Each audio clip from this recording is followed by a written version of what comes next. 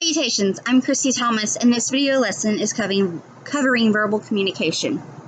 We've discussed the communication process and self-awareness in communication, so let's just go ahead and dive into verbal communication itself. The bare bones of it, the basics, the foundations, the building blocks, is verbal communication is what we say. Now, in the 21st century, it's not just what leaves our mouth, but also how the words we say and the words we choose and the language that we choose, both verbally and through electronic mediated communication, EMC, which we discussed in the communication process, was discussed during those lessons.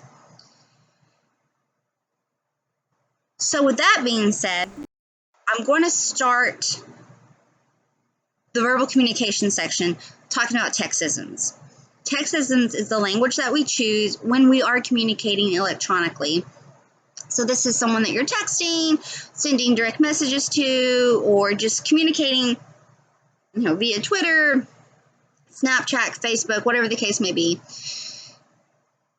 We have abbreviated language for that. Phrases, words, locations, and stuff can be abbreviated. It can be just long phrases can turn into a simple matter of just a few letters, or even using an emoji or emoticon. All those fall under Textisms and verbal communication. So we're going to expand from that. So when we're talking with friends and some family and peers and stuff, we have a more laxed communication style. We're much more chill in our communication. Hey man, hey dude, what's up? How you doing?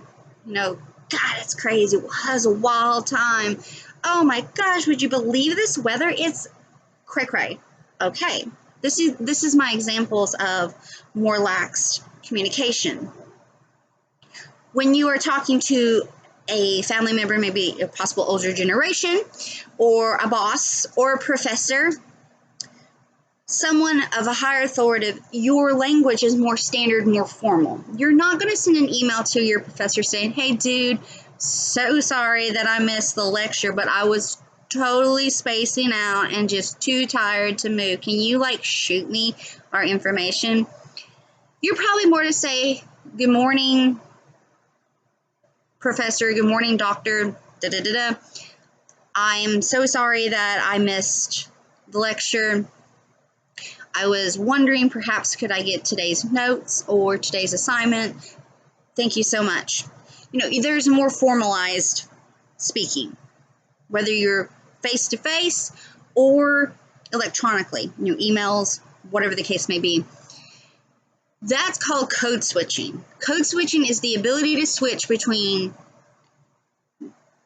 different communication styles. So we have our standard formal communication style, and then we have a more lax, chilled, which is where chatting face-to-face with someone, or EMC, or in the EMC you're sending texts and emails and stuff like that. It's a more chilled atmosphere.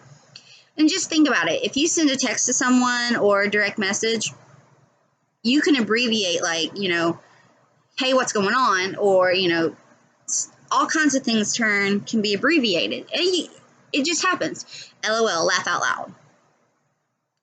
BRB, be right back. And things change. It's ever evolving too, because language that was more common in the tech world, say 5 or 10 years ago, may not be the same language used for it today.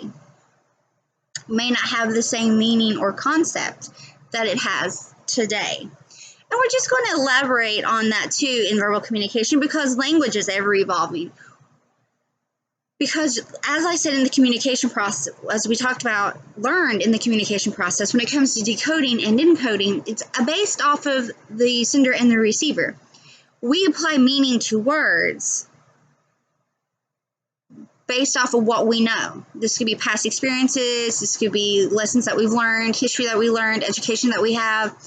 Whatever the case may be, we apply meaning to words. And that may not be the same meaning that the sender or receiver has for that word or that phrase or that communication. We're just going to elaborate all that here in the verbal communication section. So let's move on into language itself.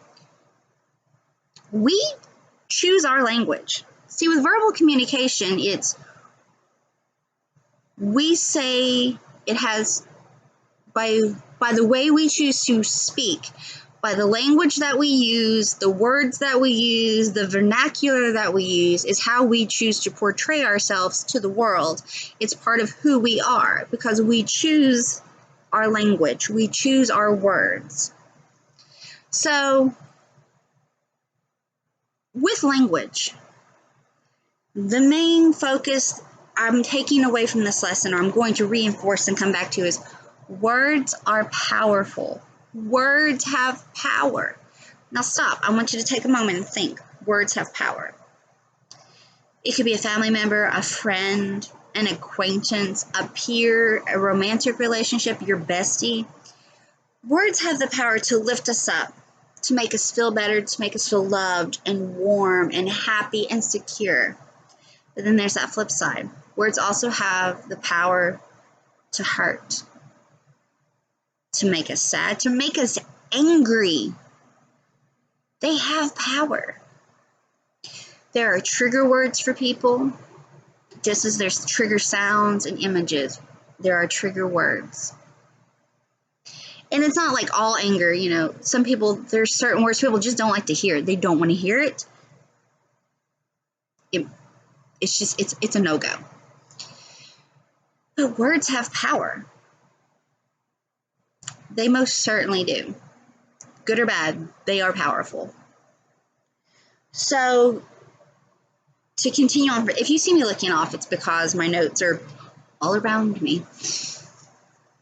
As we continue on why we are focusing on language, by gaining a better understanding of the nature and power of language and attending to our use of language and working to use words that we think about, or of just choosing our words, we can exert influence to enhance our relationships. Okay, what was that? Again, that is encompassing. We choose language. We choose our language. We choose our words. Now, sometimes we fall back onto safety. And what do I mean by that? It's we choose words and phrases that we know, we understand, and we pretty much put forth in the world as understanding and knowing. But where you get in the heat of the moment, you say things like, bleh, bleh, kind of like word vomit, bleh. That all falls under language, what we choose. So let's continue on. We choose the language that we use. We make that choice in a split decision to communicate by using our words, to choose the symbols, to choose their meanings. Again, this is underneath that comm process of sender to receiver, you know, the message, and it's what we have associated with it. Now, there are times, like I said, we go to what we know, or this is also, the book calls it a default mode, and this is where we choose language that we are comfortable with and just know right offhand. And by right offhand, this is words or phrases, or perhaps maybe you've said something, and you're like, whoops, that's my mother slipping out, or whoops, there's my father slipping out. That falls under default language. It's something that you know and have heard, and in a, you know, when you're not really like, it just comes out. Oh, word vomit. The book tells us, the lesson there is that from default mode, it's really, in a perfect world, we have the time to sit there and think about what we want to say and how we want to say it. But sometimes that's just not the case. You get in a heated argument, or you're really trying to get your point across, or emotions, just quick reactions. And sometimes we don't take that moment to step back and think about what we're going to say before the words leave our mouth. It's happened to me. I've had moments when stuff comes out of my mouth, I'm like, shoot, that is not how I wanted to say that in any way, shape, or form, and not getting my point across the way I want it to. But it was just a spur-of-the-moment reaction. Okay, so we choose our words. Now let's go forward and let's just talk about the nature of language itself. Language. The book's definition is as follows. A system of symbols, this is words or vocabulary, structured by rules of grammar and patterns, so this is your syntax, common to a community of people. So language also,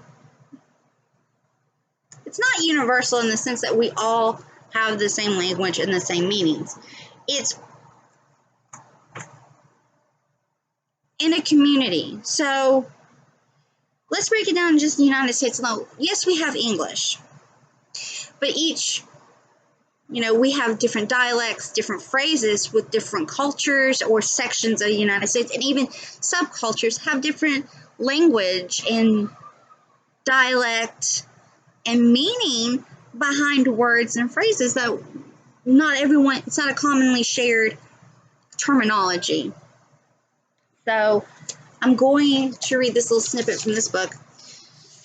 There are two language researchers, Edward Sapir and Benjamin Lee Whorf. They developed this hypothesis, the Sapir-Whorf hypothesis. Pretty straightforward. It suggests that human language and thought are so interrelated that thoughts are actually rooted and controlled by language. Okay, so the implication of this is that sometimes we cannot conceive something of which we have no word. Now, what do I mean by this? Okay, so the example is a woman's describing a new dress she bought to a friend. And she says, it's this beautiful chartreuse color. Well, her friend may not know chartreuse. She may not know what shade it is, so she may not know what she's talking about without going and looking it up. That's what we mean. That's ways that we were raised, societies we were brought up can affect our language.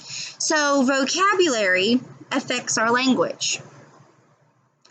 Or perhaps someone's talking about a car and they're talking about a particular model, but their friend is not too car savvy or knowledgeable of specific models. Like they get the basics, but they're not know the specific model itself. So it's like, I have nothing to contribute to this conversation. Or perhaps your romantic partner or your partner has a job that you know what their job is, but you don't know the specifics of their job. So when they're telling you about their day and they're like really into it and they're like, that and this happened and this happened, and you're kind of like, like, okay, I don't really, I don't know the specifics. I don't know what was so wrong or bad about this, but you can tell by your partner's communication with their body and their verbal that, oh, that was good, or oh, that wasn't so good. But you don't know the details of it yourself because you don't know the terminology to that job, that particular job. That's kind of all they're talking about with language. The same thing as with language. Different cultures or subcultures, you could be talking to someone and be explaining to someone and they don't understand the location because they're not from that place. Or the phraseology, I don't even think that's a word, but I will use it for this section just because they don't know. They're not from there. They're not from that same bubble. So we also use words as symbols, and this is sounds, gesture, or visual images that represent a thought, concept, objects, or experiences. So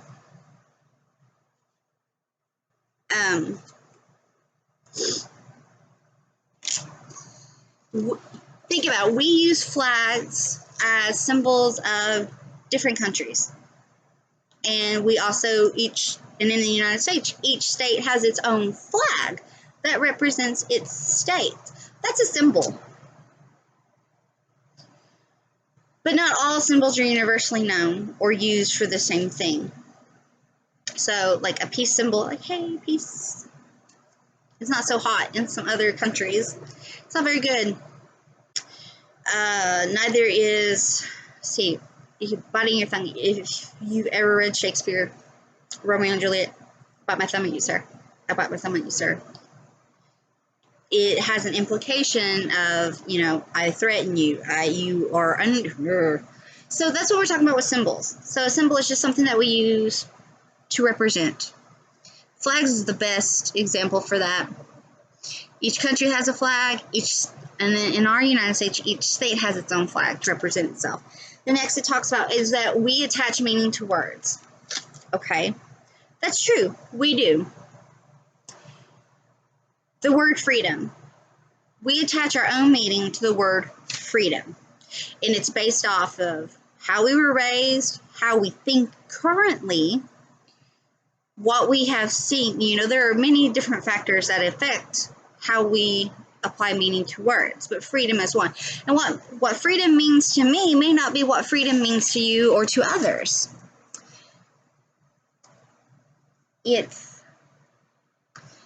But meaning is the interpretation of a symbol. So there's all kinds of symbols out there. Symbology. Have you ever read or watched Dan Brown's Da Vinci Code? Full of symbols, and that's what his main character, Robert Langdon, in those books are. He is a he studies symbology. Trying to think if that was the right terminology there.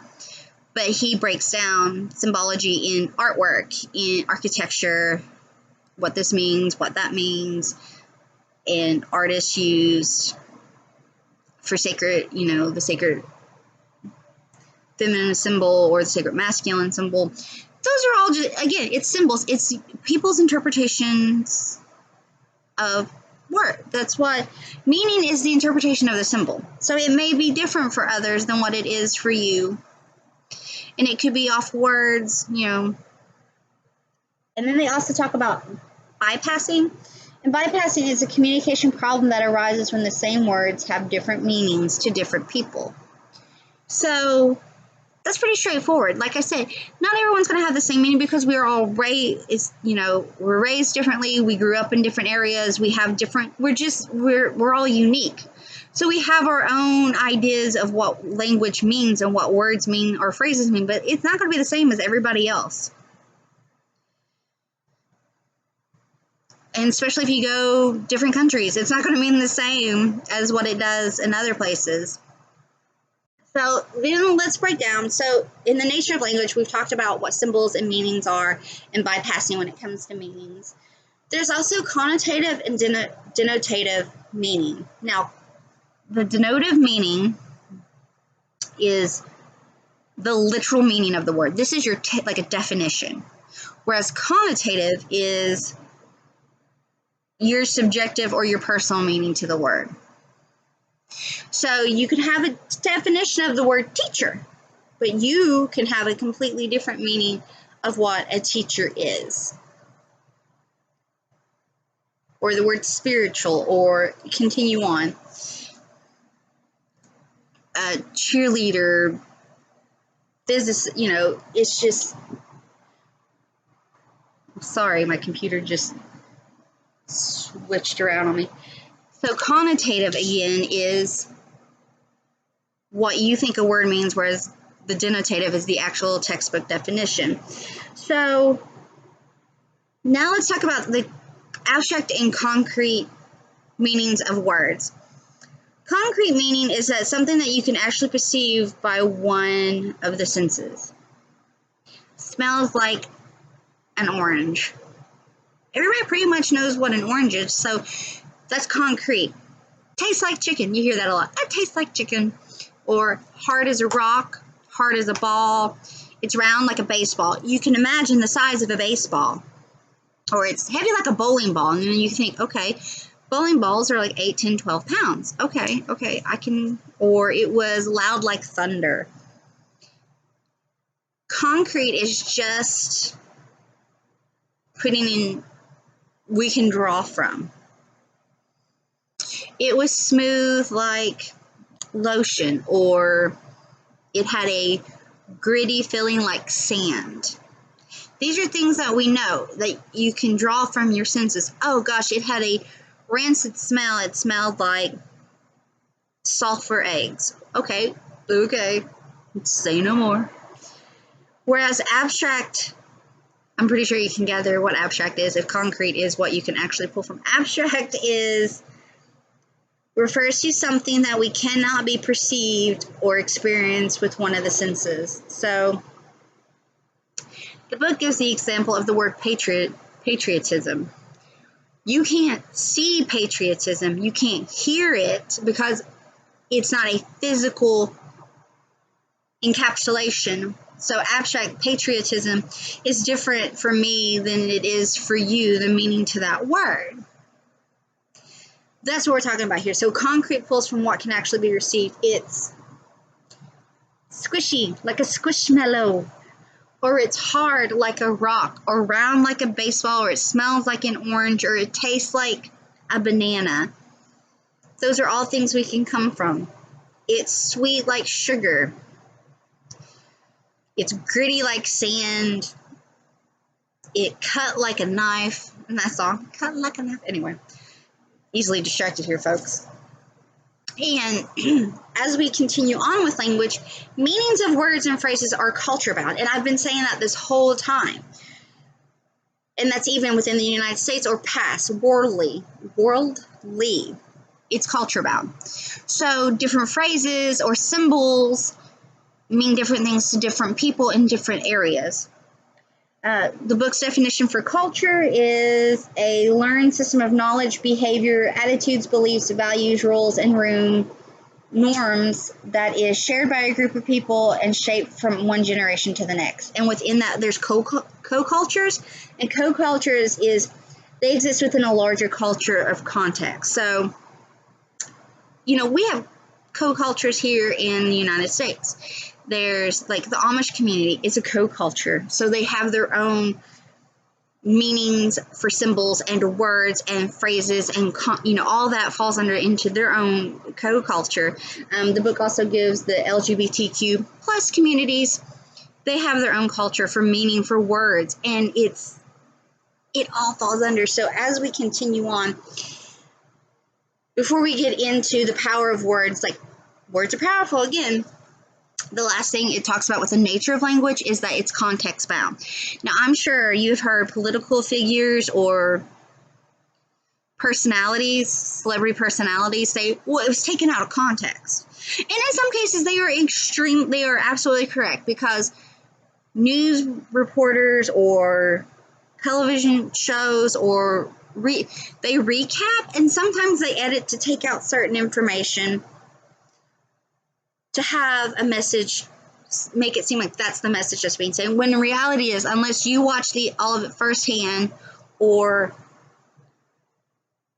maybe watch several news shows to get all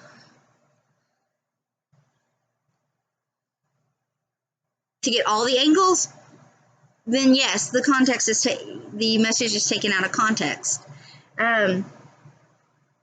Context plays a central role in how accurately our communication is interpreted by receivers.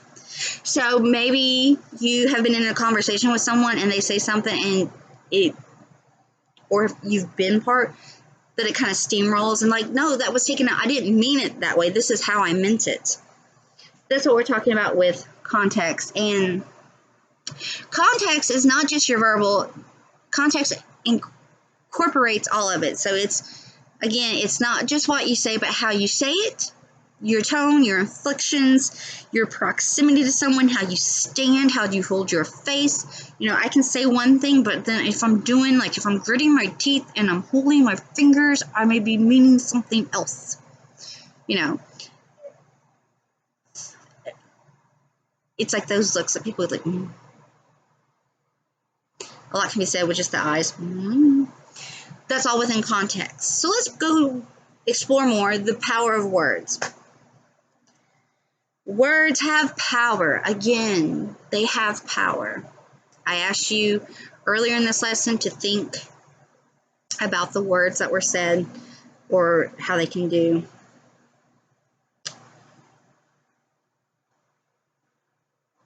words have power. There's so much today in the world of bullying, cyberbullying. It's sad, and bullying has been around for forever. Kids, adults. It's not just central to kids. It's adults that do it. It happens at workplaces. It happens with friends. It happens with family. It's just, words have power.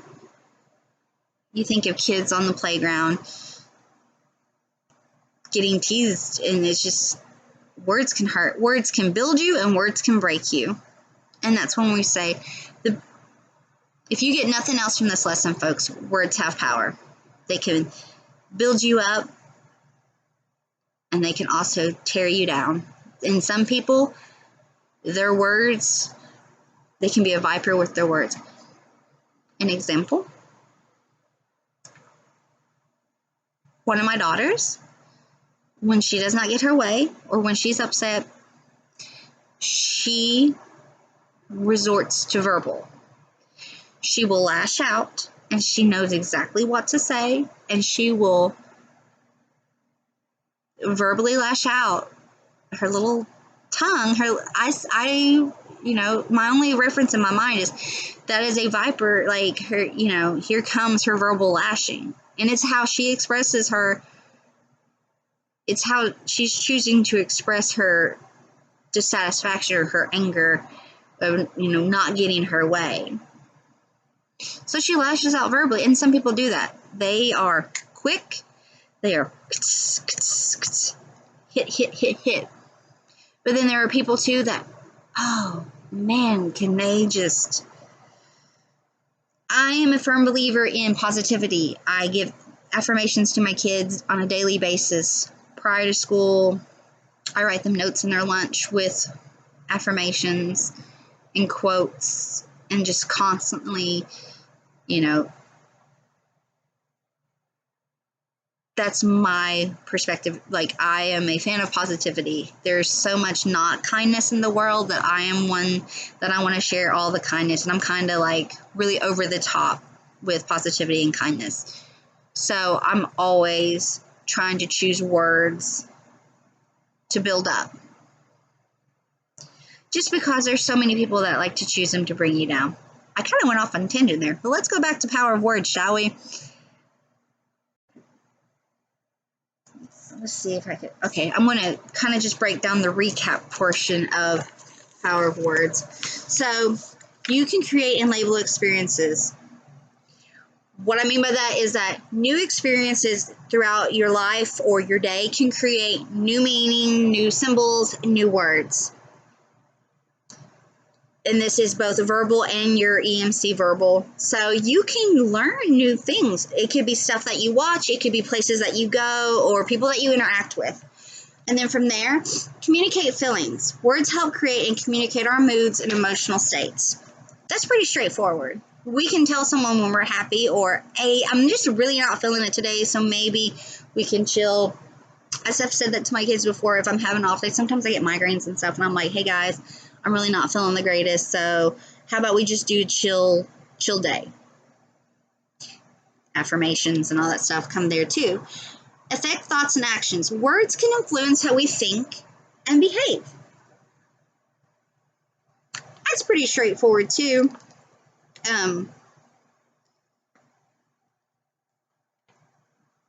They also shape and reflect culture. Culture changes. Language both creates and reflects the changing nature of culture. I kind of said this with EMC earlier in this lesson. It's ever evolving, and the same thing with language. What is okay and comfortable and PC or correct to say now was completely different 5, 10, 20, 30, 40, 50. You get where I'm going with this. It's ever evolving and changing.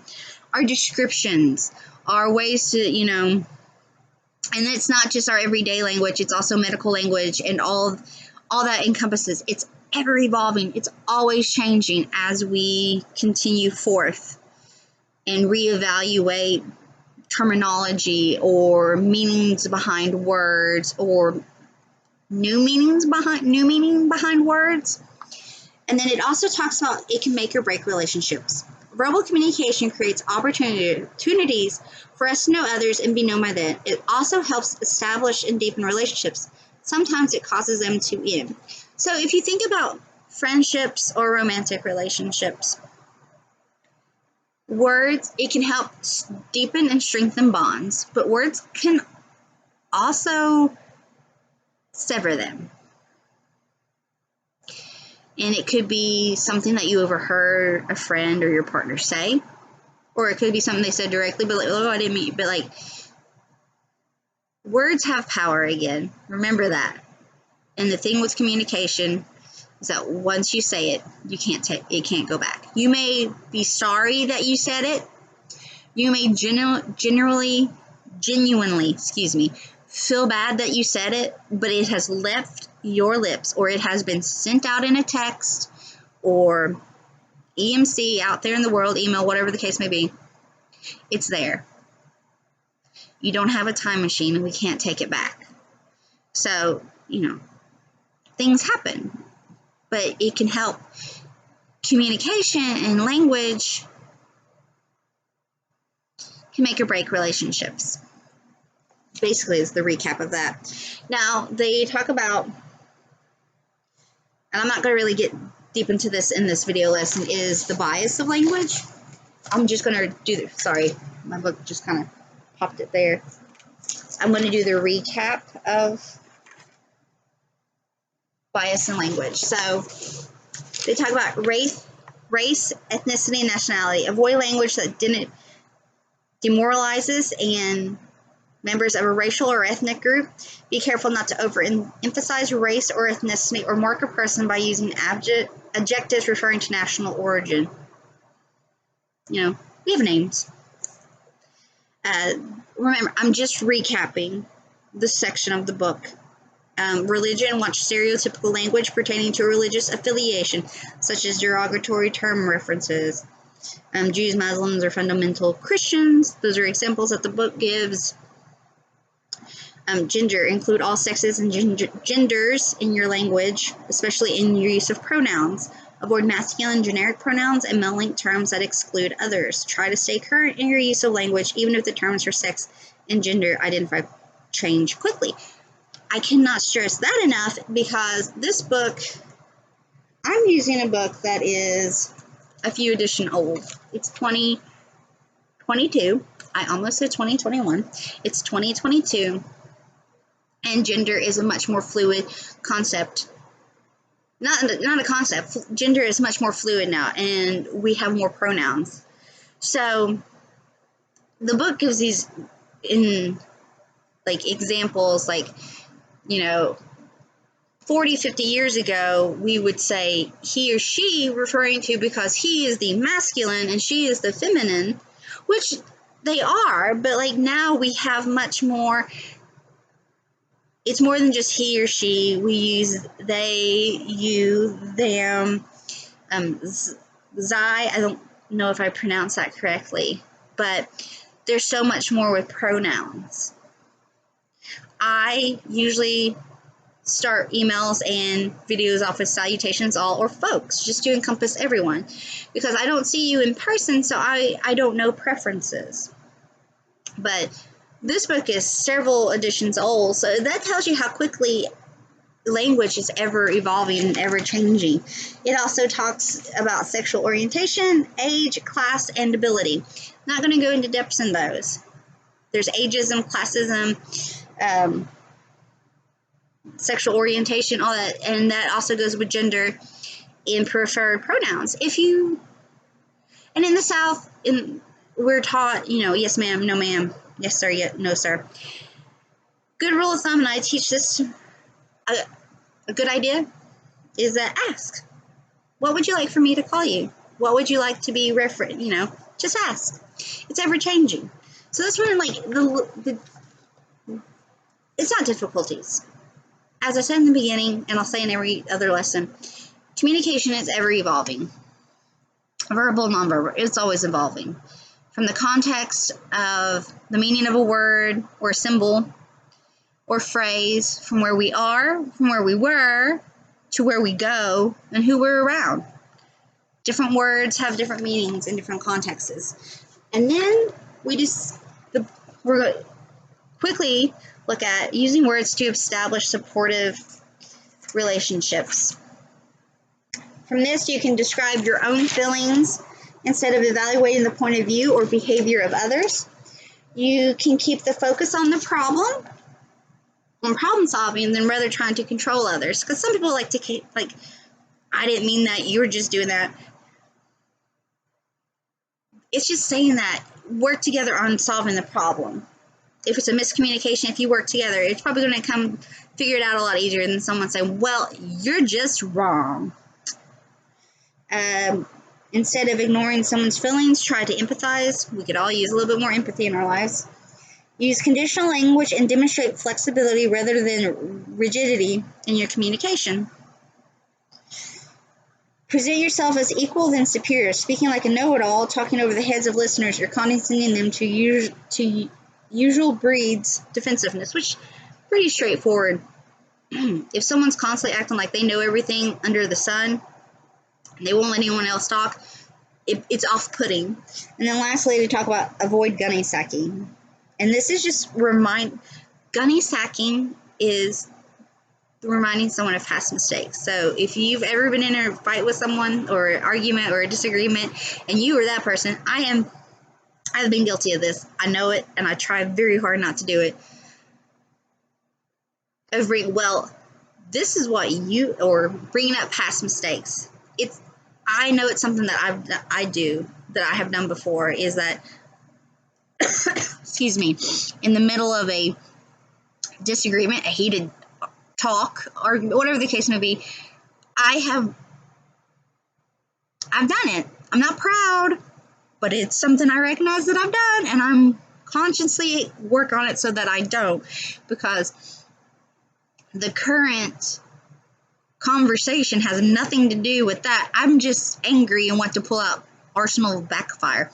There's a comedian, she jokes about that women put in their arsenal all this so that when they get into a conversation, they can pull back from, like, well, on February the 21st in the year you didn't hold the door open for me. You know, it's just a funny, I know it's not the same thing, but it's just where a really over-exaggerated example of that comes from. All of those are in reference to using words to establish supportive relationships. So, folks, that's, excuse me, the lessons of verbal communication. I really want you to take away from this lesson that words have power. They are powerful.